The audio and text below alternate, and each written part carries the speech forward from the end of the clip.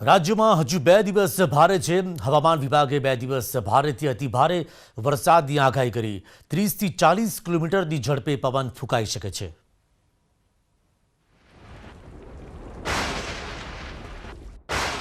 રાજ્યમાં છેલ્લા કેટલાક દિવસોથી મંદ પડેલું ચોમાસું ફરી સક્રિય થયું છે।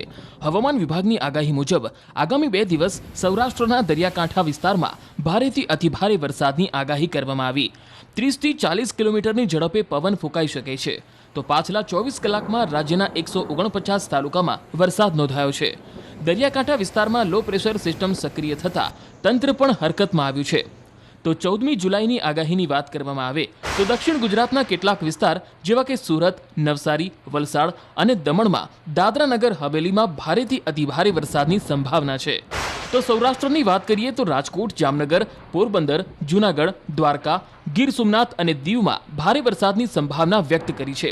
તો ઉત્તર ગુજરાતના પાટણ, મહેસાણા જેવા જિલ્લાઓમાં પણ ભારે વરસાદની સંભાવના છે। જ્યારે સાબરકાંઠા, ગાંધીનગર, અરવલ્લી, અમદાવાદ, નર્મદા, ભરૂચ, ડાંગ, તાપી, અમરેલી, ભાવનગર, બોટાદ અને કચ્છ જિલ્લામાં ગાજવીજ સાથે મધ્યમ વરસાદ વરસી શકે છે। गिर सोमनाथ, जूनागढ़, पोरबंदर में और heavy to very heavy rain हो सकता है। द्वारका, राजकोट, अमरेली में होने का संभावना है। इवन दीव में भी होने का संभावना है। उसका बजाय ये है कि लो प्रेशर एरिया एक बना हुआ है कोस्टल एरिया ऑफ सौराष्ट्र में एंड एडजॉइनिंग एरिया में। वो लो प्रेशर की वजह से कोस्टल सौराष्ट्र में अच्छी खासी बारिश रहेगा। Heavy to extremely heavy rain होने का संभावना है। હવામાન વિભાગની આગાહી પ્રમાણે રાજ્યના અનેક પંથકમાં હાલ વરસાદી માહોલ છવાયો છે। બીજી તરફ દક્ષિણ ગુજરાત અને સૌરાષ્ટ્રમાં ભારે વરસાદ પડવાની આગાહીના પગલે માછીમારોને પણ દરિયો ન ખેડવાની તાકીદ કરાઈ છે। હજુ કેટલાક વિસ્તારમાં વરસાદે વિરામ લેતા બફારો અને ગરમીથી લોકો ત્રાહિમામ પુકારી ઉઠ્યા છે। વિભુ પટેલ, ન્યૂઝ 18 ગુજરાતી।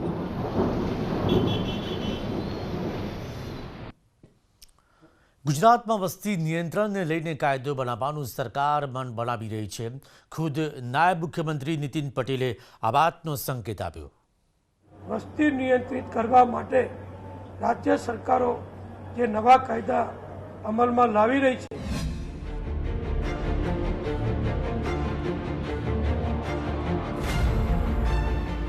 ઉત્તર પ્રદેશ બાદ હવે ગુજરાત સરકાર પણ વસ્તી નિયંત્રણ કાયદો ઘડવાના મૂડમાં છે। યુપીમાં યોગી આદિત્યનાથે વસ્તી અંકુશ લેવા માટે તૈયાર કરેલા બિલ બાદ હવે દેશભરમાં વસ્તી નિયંત્રણ ચર્ચાનો વિષય બન્યો છે। ગુજરાત સરકાર પણ આ મુદ્દે વિચારણા કરી રહી હોવાની વાત નાયબ મુખ્યમંત્રી નીતિન પટેલે કરી।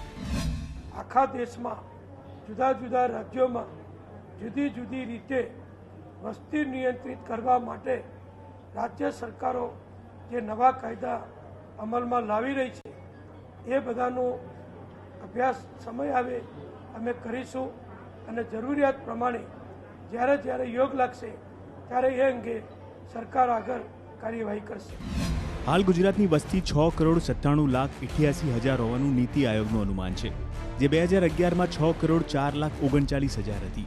મતલબ કે છેલ્લા 10 વર્ષમાં રાજ્યની વસ્તી 15.47% દરથી વધી છે। અગાઉની વાત કરીએ તો વર્ષ 1971માં ગુજરાતની વસ્તી 2,66,97,475 હતી અને વૃદ્ધિ દર 29.39% હતો। 1981માં વસ્તી વધીને 3,40,85,799 થઈ, વૃદ્ધિ દર 27.67% હતો। ત્યારબાદના 10 વર્ષમાં 4,13,09,582 વસ્તી થઈ, જે 21.19% વૃદ્ધિ સૂચવે છે। 2001માં રાજ્યની વસ્તી 22.66%ના વધારા સાથે 5 કરોડને પાર પહોંચી, જ્યારે 2011માં વસ્તી 6,04,39,692 પર પહોંચી ગઈ અને વૃદ્ધિ દર 19.28% રહ્યો। વસ્તી નિયંત્રણનો કાયદો બનાવવાના સંકેત આપવાની સાથે નાયબ મુખ્યમંત્રીએ કહ્યું કે વસ્તી અંકુશમાં આવે તે માટે વર્ષોથી ગુજરાત સરકાર કામ કરી રહી છે।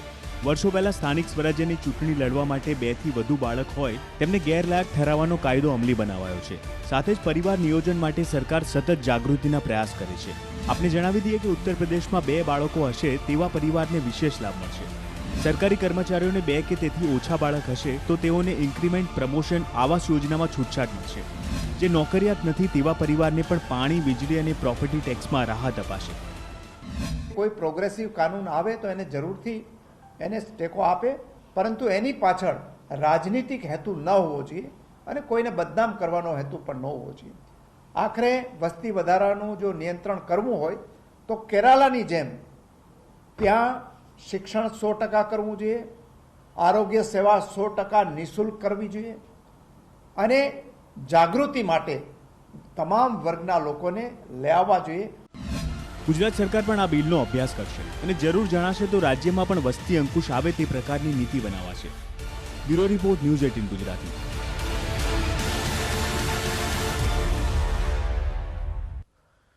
રિપીટરને માસ પ્રમોશન આપવાની અરજી હાઈકોર્ટે ફગાવી દીધી. રિપીટર વિદ્યાર્થીઓને માસ પ્રમોશન આપવાની માંગ હતી અને રિપીટર એક્સટર્નલ વિદ્યાર્થીઓએ પરીક્ષા આપવી પડશે. વિદ્યાર્થીઓ માટે કરાયેલી માંગણીને હાઈકોર્ટે નામંજૂર કરી દીધી. હાઈકોર્ટે ટકોર કરી કે શિક્ષણનું સ્તર નીચું લાવવા નથી બેઠા. રેગ્યુલર વિદ્યાર્થીઓ સાથે તુલના ન કરવી જોઈએ. એટલે કે જેઓ રિપીટર છે, જેમણે 10મા કે 12મા ધોરણમાં તેઓ ફેલ થયા હતા, તેમને પરીક્ષા આપવાની થતી હતી, તેમણે રિપીટર્સે તેમણે પરીક્ષા આપવી પડશે. રેગ્યુલર વિદ્યાર્થીઓ સાથે તુલના ન કરો તેવું હાઈકોર્ટે કહ્યું. તેમણે કહ્યું કે શિક્ષણનું સ્તર નીચું લાવવા માટે નથી બેઠા. આ પ્રકારની ટકોર કરી ગુજરાત હાઈકોર્ટે.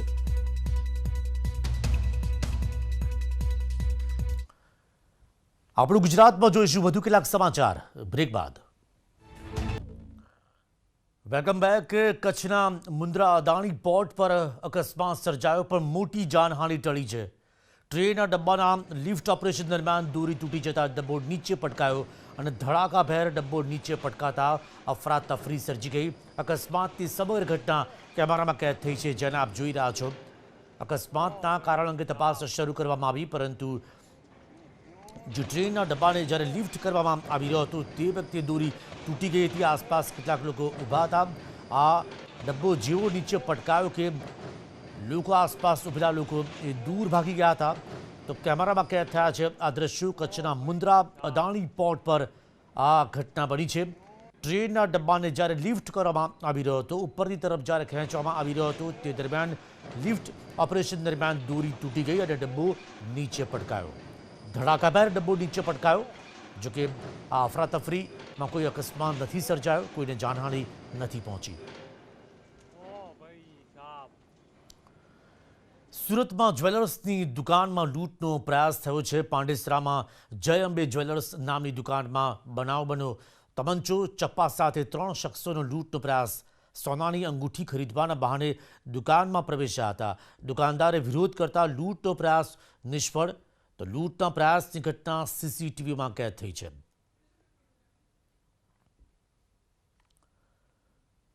પાંડેસરામાં જય અંબે જ્વેલર્સ નામની દુકાન હતી અને તેમાં તમંચો, ચપ્પા સાથે કુલ 3 વ્યક્તિઓ લૂંટનો પ્રયાસ કર્યો. સોનાની અંગૂઠી ખરીદવાના બહાને તેઓ દુકાનમાં આવ્યા હતા. દુકાનદારે વિરોધ કર્યો અને લૂંટનો પ્રયાસ નિષ્ફળ કરવામાં આવ્યો. સીસીટીવીમાં કેદ થયા આ દ્રશ્યો.